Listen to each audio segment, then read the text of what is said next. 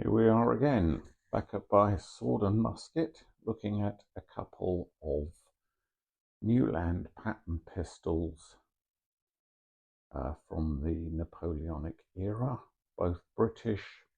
One is a tower built example, one is a privately built example by James Wilkinson and Son. The pistol at the back is the tower example. So in other words, all of these parts were made by specialist gunsmiths, gun makers in the London area, probably in the London trade. So you had stock makers, lock makers, barrel makers, brass fitting producers, etc. They were all brought together and they were assembled at the tower.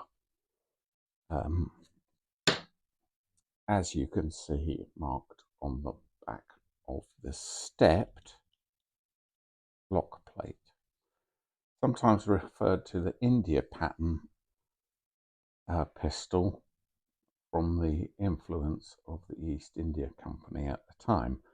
But let's concentrate on what we've actually got here. So we've got a superb royal cipher impressed into the lock with GR for George Rex, George the King. We have a side-on proof mark or acceptance mark, which is a broad arrow and a crown. We have the tower marking, a finite and very small amount of engraving at the rear. The lock is what they call stepped. There is no border around it like sea service pistols, and rather like this hammer here, cocking piece. It also has a safety feature, so that was meant to interrupt and stop. This here sliding catch was meant to interrupt and stop the movement of the cocking piece. It has a roller frizzen, so that assists the closing of the frizzen on the pan. This spring is purely to operate the frizzen. The main spring, which operates the cocking piece, is within the lock. Now, this pistol has a slight problem. Not everything is perfect in collecting land,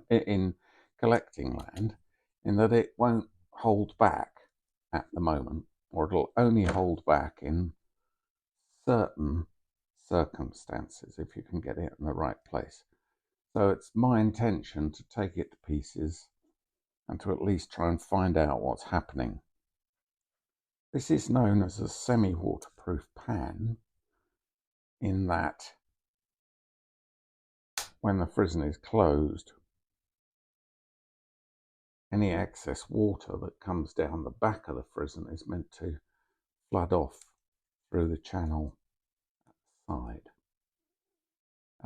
We've got a barrel proof mark there, which is a 6, which you might remember from a couple of the sea service pistols. So there's some kind of regularity there in our proofing marks. And once again, there are the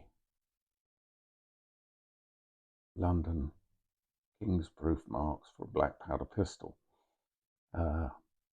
Registration mark on the hut, keeping it all lined up.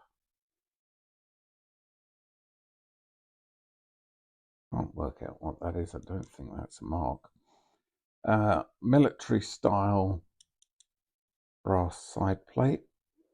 Inspector's marks, little crack there, another inspector's mark there. This is very common to see this kind of damage. Happens over time. You have the heavy brass ending to the pistol butt, which can be used as a weapon. And more importantly, the standardization of the Newland pattern brought in this stirrup loading ramrod, which was designed, because these pistols were used as cavalry pistols, was designed to be able to be loaded on horseback, therefore getting rid of the risk of possibly dropping the thing and having to dismount, find it. You would be at a distinct disadvantage if you had to do that. So that's a basic run over the pistol itself. There's a nice GR marking there, lovely serif type text with a trace of a crown above it. So that's what the more common example would be from the Tower, produced from the Tower. So, but officers themselves were expected, so that would be a trooper's pistol. Officers were expected to furnish themselves with their own weapons, and they would buy them privately. There'd be private purchase from a maker or retailer. Now, this one is, as you can see, James Wilkinson's and Son. If you turn it upwards, you can see along the top of the barrel, London. So we can get our books out later and identify exactly where and when, but it is a good name. It's a known name. You've got a barrel maker's mark there, and then the two government and the viewing marks for the black powder pistol. You'll notice that the tang, which is part of the hut which screws into the back of the barrel, is nicely engraved. So that's a little bit more of something that you get from an officer's pistol. Stock is slightly different. It's more of the hockey stick type stock, which was becoming prevalent in the dueling world. It's certainly lighter and fits in the hand just a little bit easier. You'll see that there are no sights, so you just point and pull. There's no brass tower type plate on the back, but the screws have been decorated.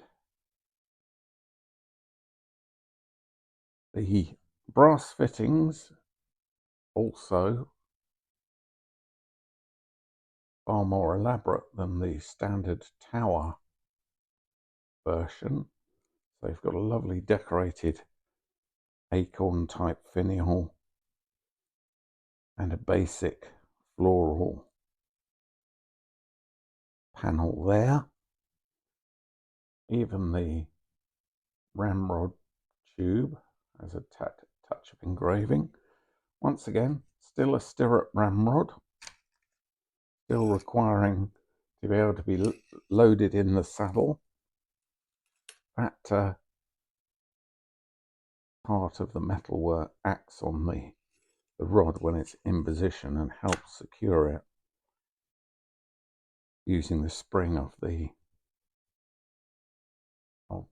steel. So smooth bore, both pistols smooth bore. Now this one also has a tiny problem. That's because I've been getting my stuff out to investigate. This may be a replacement cock. It seems a bit light in proportion to the rest of the work. See the front of the frizzen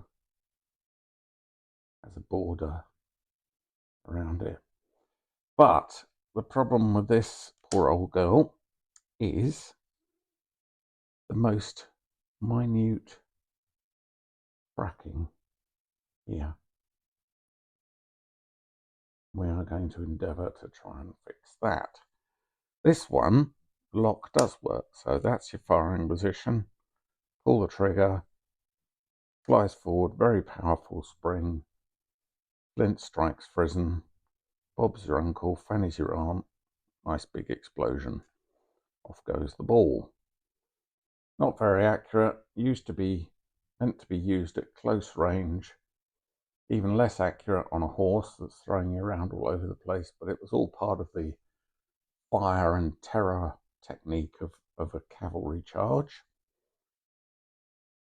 So let's open them up and have a look and see what we find within, what evils are within. But I'm not guaranteeing that I can fix these. So here we are from scratch.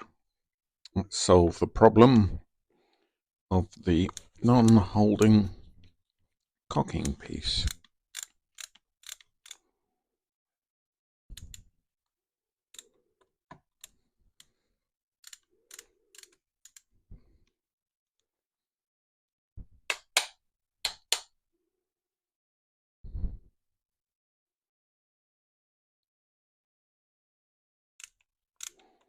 A fairly large bladed screwdriver because these screws are quite crude. Large open slots.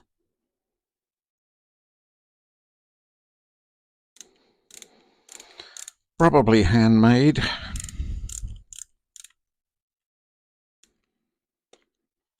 There we go.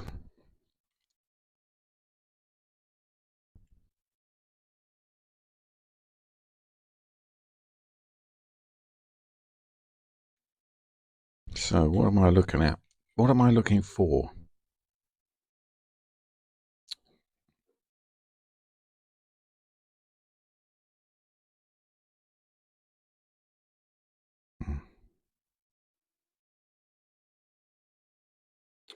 Right, we can see when I pull this back that the sear is not dropping in the slot on the roller, on the rocker.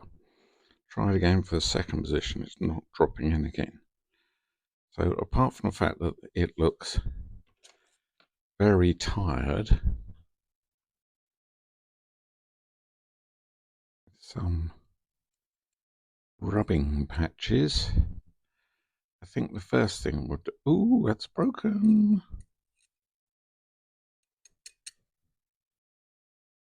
That's interesting.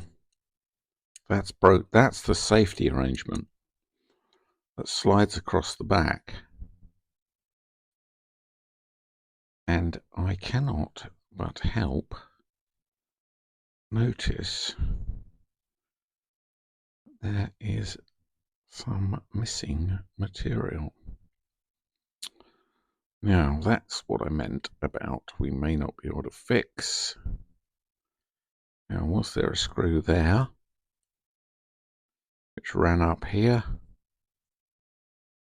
Maybe a pin that helped locate.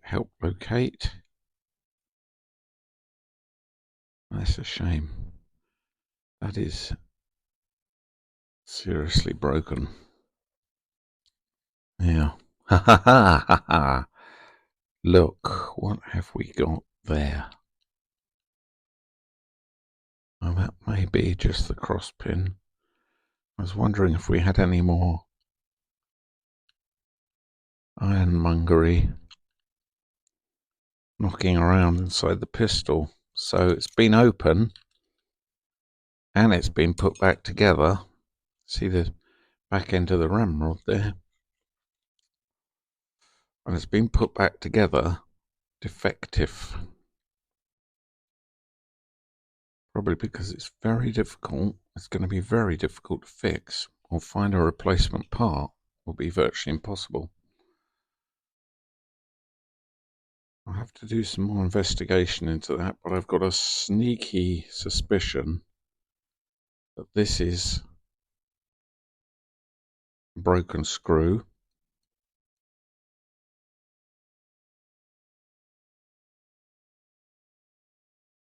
That there may have been something that was meant to come through there, run on there. Yeah, it doesn't look good. Doesn't look good. 3 assembly marks there. Look very similar to that. Have a look at the screws.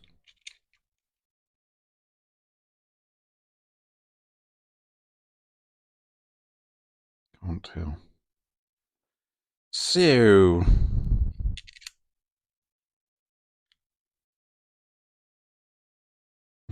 yeah, that one again in the same pattern, like a rising star, rising sun pattern.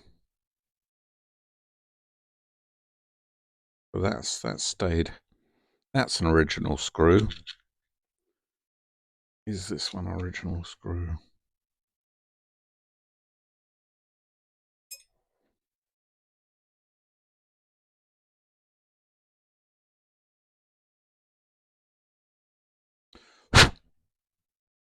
Can't see anything obvious. Ah, no, there it is. There she blows. There.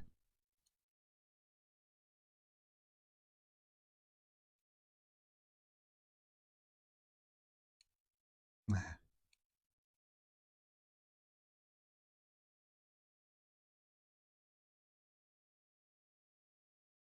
So, some originality, which is good. So I bought this in auction. I would suspect that the previous owner, not that I would like to cast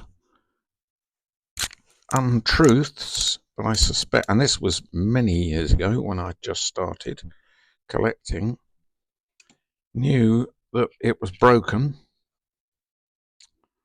and that it in his time was unfixable, or he didn't have the inclination or time to fix it.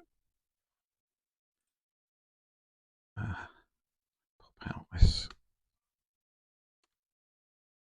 barrel wedge.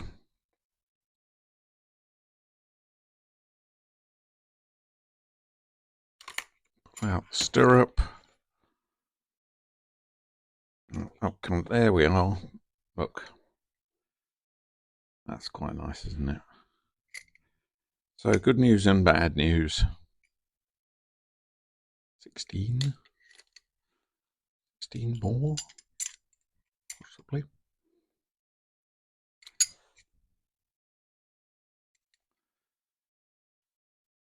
So there's some work to do here, which we'll look into.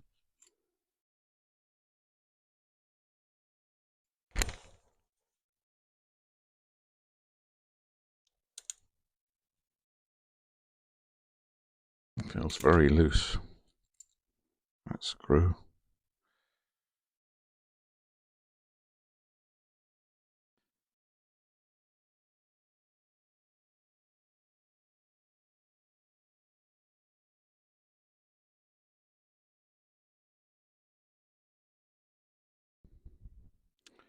Right, let's take the rest of the locked pieces, keep all the screws from the pistol in one place.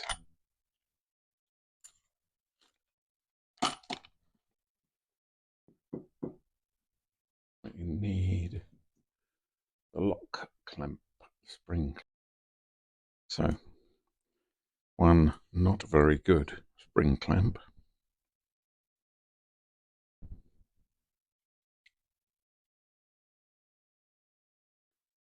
Take the pressure off the spring.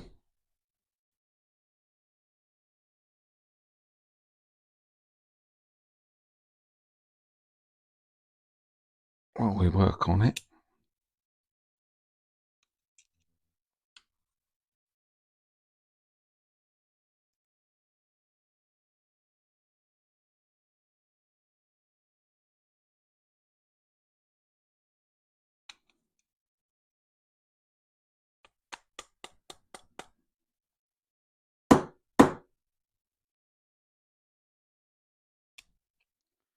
Open up gently so we don't shock the spring too much. It hasn't been open for a while.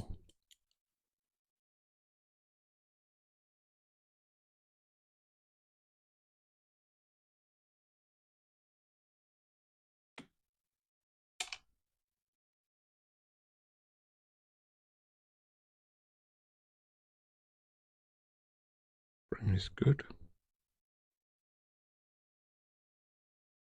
Very fragile part. See a crown and a 3 on the back there. We go at taking this saddle gizmo off. Sliding safety. And SEER screw.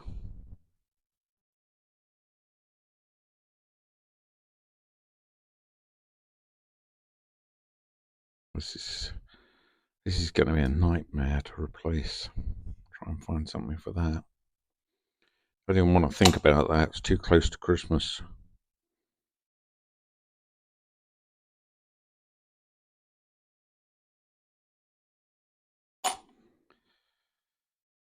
There's the rocker.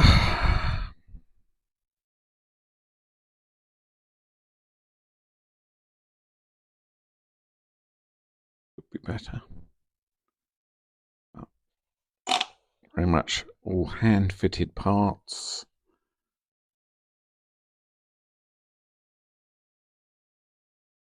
That safety slide. Tiny little crack in there. I'll think about how old this is. 200 years plus.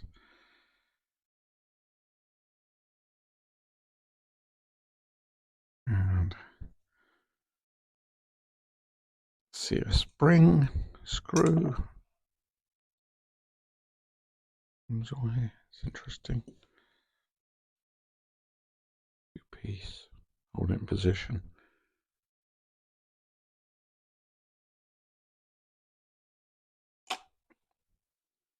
Now this thing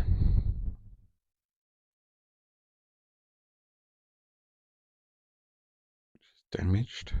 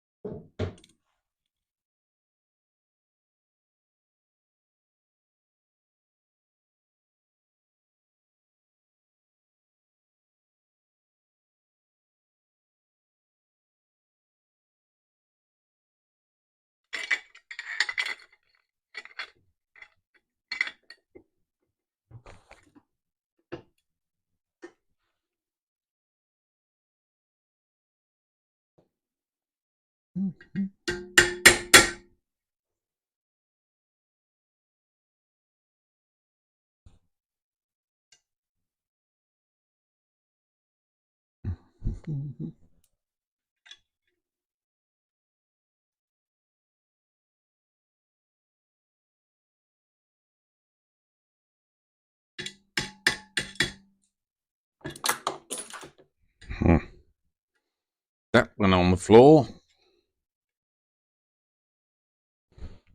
but it's apart.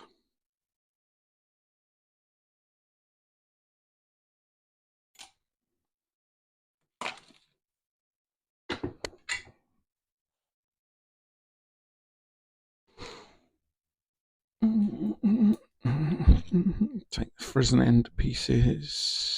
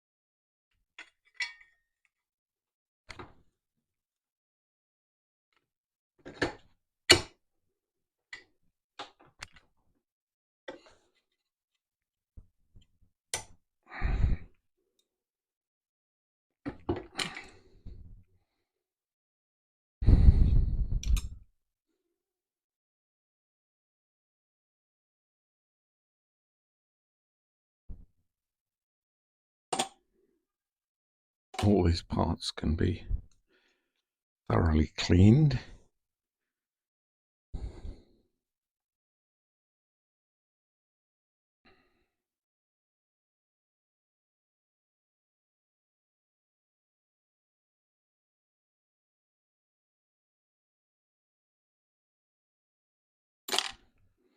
And we have it, the lock stripped down. A lot of loose muck on there.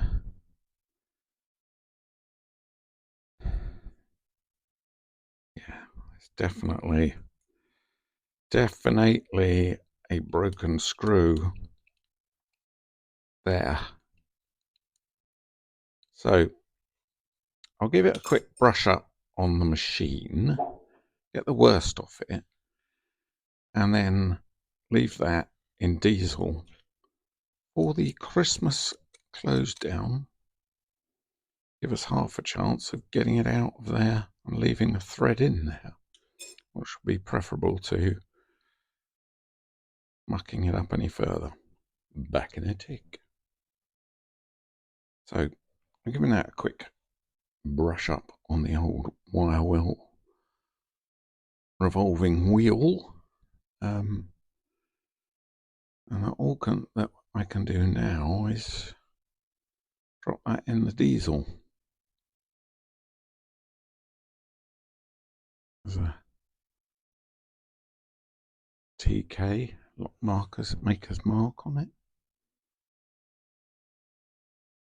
I don't know if that would make that work. There's the tree, which you can see better.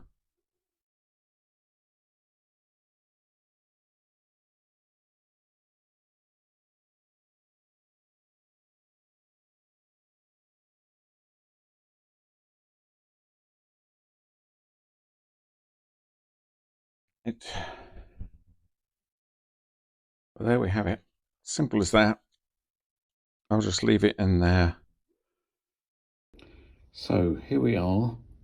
Our further work on getting out this broken screw. First thing I did after coming back from 2 weeks of it soaking in diesel was to file it flat, then center punch or center drill it, which is a very strong drill bit which will not deviate. So that's been drilled on the drill press, and then because the cutting bit wasn't quite long enough, I put in this much smaller, about 16th drill to go all the way through, and there's been a lot of work done to get this pistol back to at least working order without looking like we've done a humongous restoration on it. Unfortunately, the stock inside has become cracked and brittle. There are many pieces that are falling out. All I can do really is glue back in the original pieces. I don't want to remake the whole stock or refit the whole lock, obviously. So unfortunately, modern glue has come to the aid of a very old pistol. But the main problem was this lock. The lock was missing parts. I don't know if you remember, but there's the plate that was on the top. Now, I've made slight alterations, but basically I've remade that plate. And what it was doing was this far end had broken off and support was being lost. There's the old plate. The slot was for the back of the sliding safety. There was an additional screw hole at the top, and that hole there was for the back of the main rocker. There's a screw running through in the back of the main rocker. There was a broken screw in there, which I've extracted, rethreaded it, made it screw. And then I've, instead of making it in one piece, I've added the support to the back of the lock, which was missing, and that had to be curved in many different facets, but also there was a pinhole through the lock to the front. So there's a threaded hole which this screw was on straight through the block, threaded into there, so that's pulling that down square. The bit that we put in is parallel as support, and then that had a pin turned on the front to go through the front of the lock, which is now behind the main hammer. So well, I need about 15 hands to demonstrate this, but we still have a sliding safety. Oh, that's right. On the back of the rocker, there was a step for the sliding safety that had been broken off. So I built it up with weld using the same rocker and created a step which that sliding safety will now act upon. But the main thing is that it now will pull back, hold in both positions, and release properly under the trigger, because it's all now properly supported. It wasn't supported across the back or pulled in square. So that was my remedy. There may be people jumping up and down thinking that there were easier or difficult ways to do it, more difficult ways, but I also added a washer to reduce the friction in pulling in the rocker onto this back plate. So all the mechanism, or the steps had to be tidied up. All of this mechanism is now held square against the lock. The first thing to do, in fact, with making this plate was to get the centers for the drillings correct. Once that was done, it was relatively simple. So that's it. I'll put it back together now and we'll have a look at it when it's finished. This safety is quite stiff, though the parts are very thin. I don't really want to loosen that up too much, but from the pistol that wasn't holding back, we've got one position, two positions, and then fire. Quite decent.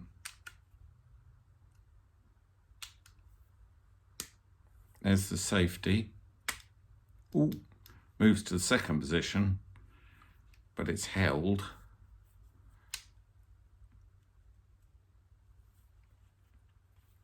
Try again. Yep.